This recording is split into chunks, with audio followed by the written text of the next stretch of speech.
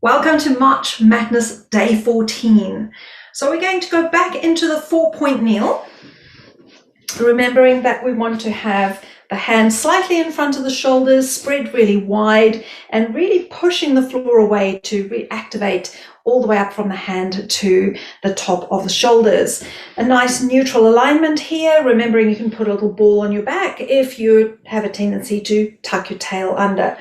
Toes are tucked under, heel pressing back so that you can get some activity through the back of the leg, and you're going to have your hips directly over your knees. So now we want to create this beautiful stable trunk, and we're going to first of all just extend one leg out behind. So you have to transfer your weight, and then we're going to lift the leg if you feel that you're able, keeping both headlights of your hips pointing directly down towards the ground, and then bring the leg back in.